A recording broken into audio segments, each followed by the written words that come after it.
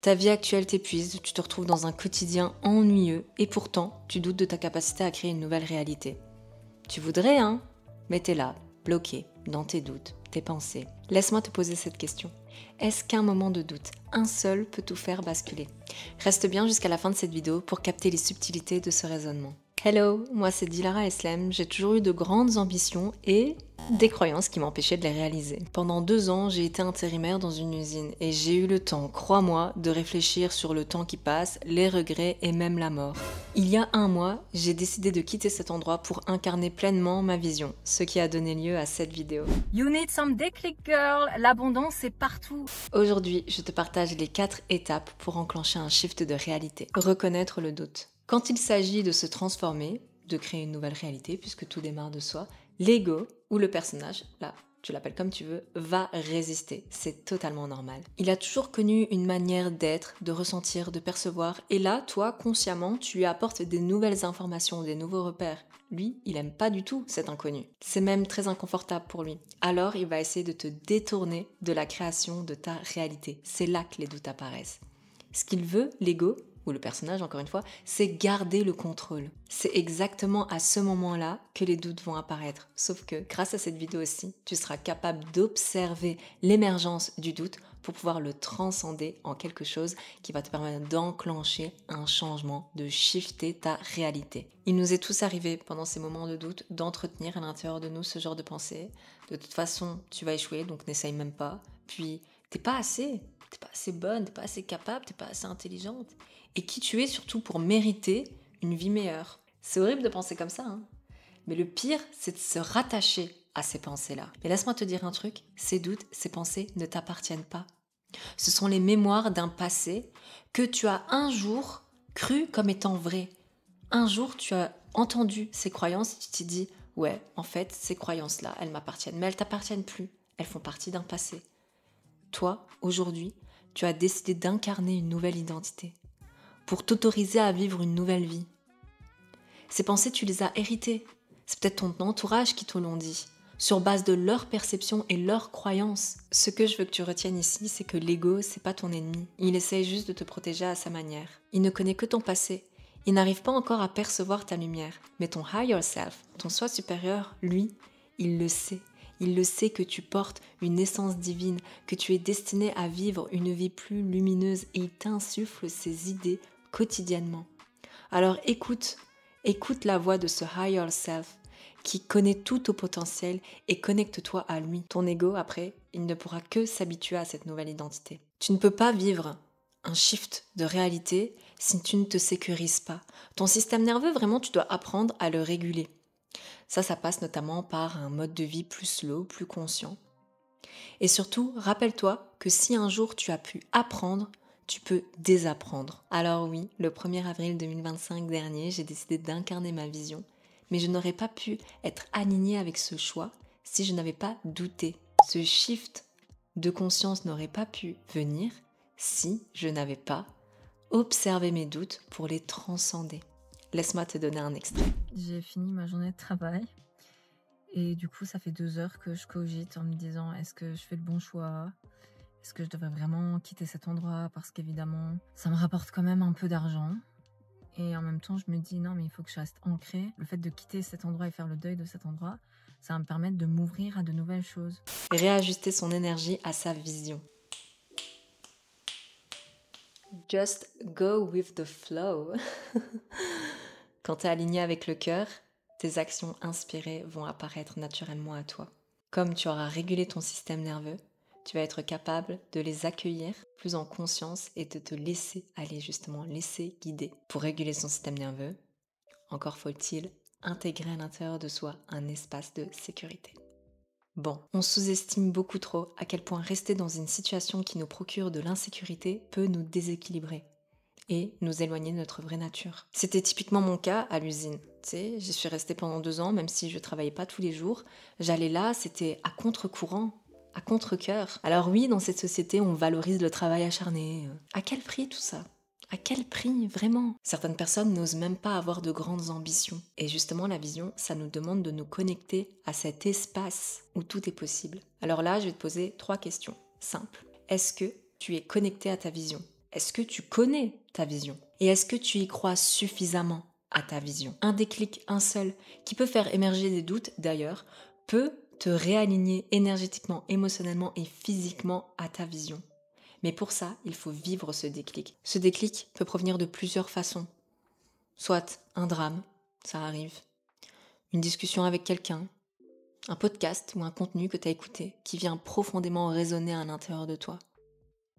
En tout cas, c'est une information perçue par l'extérieur qui vient enclencher un raisonnement à l'intérieur de soi. C'est comme si ça vient chèque, comme ça, pour activer des particules de transformation. J'ai l'impression que mon énergie est reliée à l'usine et que c'est un peu une excuse pour moi pour ne pas croire profondément à ma vision. C'est très subtil parce que ça prend en compte l'énergie, donc l'invisible, mais c'est comme ça que je le ressens à l'intérieur de moi. J'ai l'impression que continuer à aller là, c'est continuer à garder en vie une ancienne partie de moi qui est morte depuis. 3.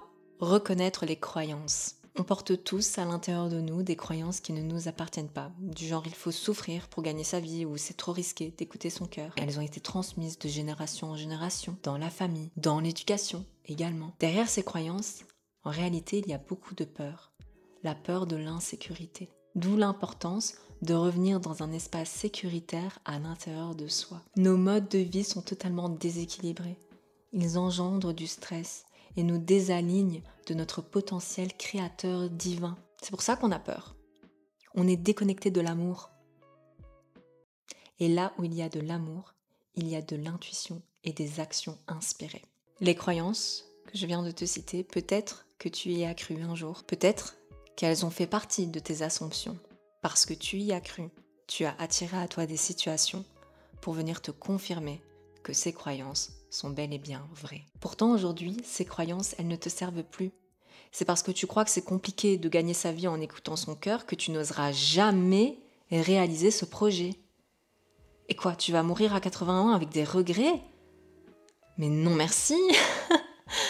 Je pense que je préfère la douleur d'un doute émis à 26 ans qui peut potentiellement enclencher une nouvelle réalité qui me rend plus heureuse que des regrets quand je serai âgée et que je pourrai même plus marcher, même plus kiffer, même plus courir, même plus profiter de ma life en fait. Si tu dois prendre des risques, c'est maintenant. Qu'importe ton âge même, parce qu'il est jamais trop tard. Mais il sera trop tard quand tu vas avoir ton dernier souffle. Et en fait ça, c'est même pas quelque chose qu'on peut contrôler. Tu sais quoi ? Quand j'étais à l'usine, justement, je me dis, vas-y, demain, si ça se trouve, je peux mourir et c'est ça que j'aurais fait dans ma dernière journée. J'aurais même pas kiffé ma dernière journée. Et oui, on a une vie après le travail, non. Parce qu'encore une fois, quand t'es lessivé dans un environnement qui t'épanouit pas, ce n'est pas une vie, c'est de la survie. Ça apprend aussi les principes philosophiques du stoïcisme.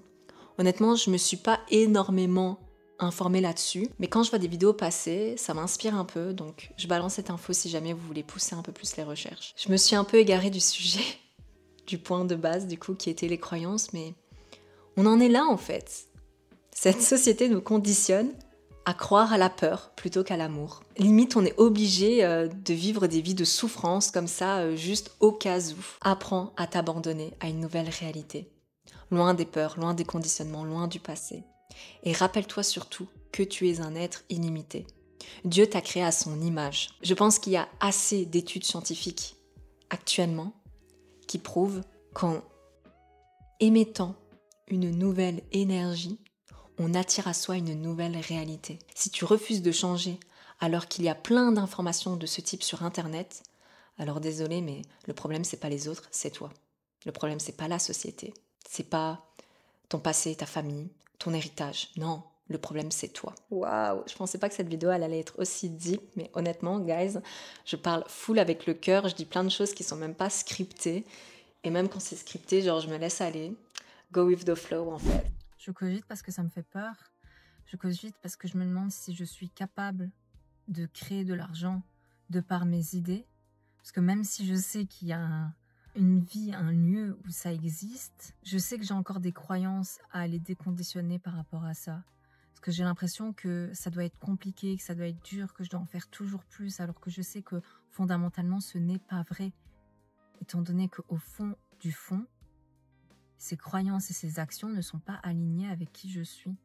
et que j'ai vu par feedback d'autres personnes qui réussissent et qui se sentent abondants et qui attirent l'abondance en ne travaillant pas énormément, ou en tout cas en ne se tuant pas à la tâche en fait. Et quand je vois ce que je fais à l'usine, ça fatigue, dans le sens, c'est pas que de la fatigue mentale, c'est de la fatigue physique, c'est pas du tout aligné à la personne que je suis. J'ai peur de cet inconnu et j'ai probablement peur aussi de manquer. Surtout que j'ai des projets quand même.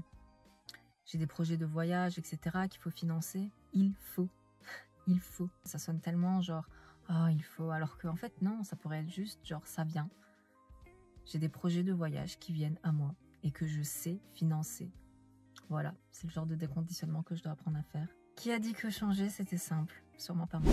On arrive au dernier point, opérer un shift. Quand tu auras intégré à l'intérieur de toi les différents points que je viens de te citer, tu sentiras que tu n'es plus la même personne. Ta transformation, là, elle aura été enclenchée. Tu aspires à plus d'alignement, un alignement cœur-esprit. Et pour ce faire, tu comprends bien qu'il va falloir te choisir, te prioriser, t'aimer vraiment pour qui tu es. Tu vas reconnaître ta lumière. Et c'est seulement à partir du moment où tu auras décidé de te mettre en avant dans ta vie, d'être le main caractère comme on dit, que tu vas pouvoir renaître à toi sous une nouvelle forme, plus intelligente, plus ancrée, plus rayonnante, plus lumineuse, plus, enfin, tant que c'est aligné à toi. Alors voilà, je l'ai abordé dans cette vidéo quelques fois.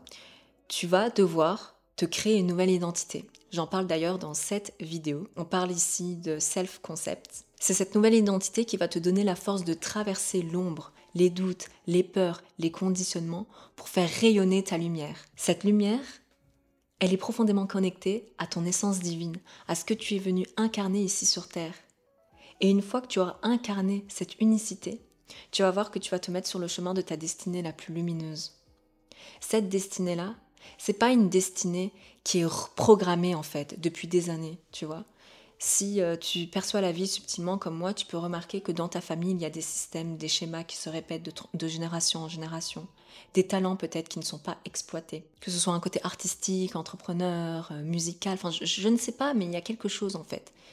Et tu vois que ces gens, ils ne vont pas aller au bout à cause de leur peur. Et peut-être que toi, tu es là pour briser ce cycle. Alors oui, évidemment, il va y avoir des doutes parce que tu fais quelque chose que personne d'autre dans ta lignée familiale, dans ton transgénérationnel n'a osé faire auparavant. Donc oui, tu vas douter. Oui, tu vas être confronté peut-être à leur regard et c'est peut-être même plus douloureux que celui de la société parce qu'au pire, la société, tu les connais pas.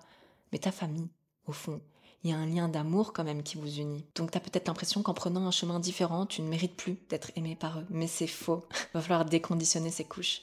Aller traverser ton ombre, comme je le dis. Que dirais-tu d'utiliser les doutes comme un indicateur d'évolution plutôt qu'un frein? Toute cette introspection que je t'ai partagée, que ce soit dans mon autre vidéo ou cette vidéo aussi par rapport à mes réalisations du 1er avril 2025, m'ont permis de réaliser un shift de conscience. Un basculement profond de mes perceptions. Et puisqu'il y a eu un basculement de mes perceptions, il y a eu du doute également. Je ne me sentais pas alignée de vous partager la vidéo de la semaine dernière si je revenais pas sur les doutes que j'ai eus le jour même. Oui, dans une seule et même journée, j'ai autant incarné la girl badass qui a foi en ses idées que la Dilara, petite fille Dilara, peut-être l'enfant intérieur, qui a besoin qu'on la rassure, qu'on la sécurise. On ne peut pas transformer ce qu'on refuse de regarder. Et c'est justement en incarnant ces deux polarités et en partageant du coup ça ici sur YouTube que je fais aussi mon travail intérieur. Et je suis persuadée qu'en faisant ce travail intérieur, en le partageant, je pourrais inspirer aussi d'autres personnes. Moi, mon but, c'est juste d'inspirer à acter des transformations intérieures. On ne peut pas se transformer tant qu'on n'est pas au clair avec nos deux polarités contradictoires à l'intérieur de nous. L'ombre, la lumière, la peur, l'amour, etc., etc. C'est ça que je veux que tu comprennes aujourd'hui. C'est en apprenant à reconnaître ses peurs, ses blocages, ses conditionnements, ses limites, qu'on peut les percevoir avec plus de neutralité. On arrête d'en faire une montagne, une caisse ou, au contraire, de les fuir, de les minimiser, de même pas les regarder. On arrête de les placer dans deux extrêmes. Juste, on les voit, on les observe. Et on se dit, ok, très bien, c'est là. Qu'est-ce que j'en fais? C'est un processus d'alchimie intérieure. La véritable renaissance peut naître qu'à partir de cette observation de soi consciente. Tous ces conditionnements ne sont ni des ennemis, ni des obstacles. Il s'agit ici de part de soi à réaligner, à réajuster. Si cette vidéo t'a inspiré, je t'invite à t'abonner à cette chaîne pour d'autres vidéos autour de la transformation intérieure, en passant par le retour à soi, à l'alignement cœur-esprit, dans une slow lifestyle aussi. C'est important, je crois que tu l'auras compris. Honnêtement, j'aborde plein de sujets et on dirait un peu que je vais dans tous les sens. Pourtant, tous ces sujets-là sont en réalité, même quand je parle de cycle thinking, sont en réalité destinés à permettre aux gens à se reconnecter à leur soi supérieur, à leur higher self, à leur partie divine. C'est un retour à soi-même, loin du brouhaha extérieur. Partage cette vidéo aussi si elle t'a inspiré, que tu veux inspirer d'autres personnes de ton entourage. Allez, merci de m'avoir écouté jusqu'ici, jusqu'à la prochaine vidéo. Prends grand soin de toi, c'est vraiment important. On se retrouve mercredi pour une vidéo spéciale outil retour à soi. Je pense que ça va être un texte inspiré cette fois-ci, donc vraiment cool à écouter quotidiennement si tu le désires. Et moi, je te fais des gros bisous. Ciao!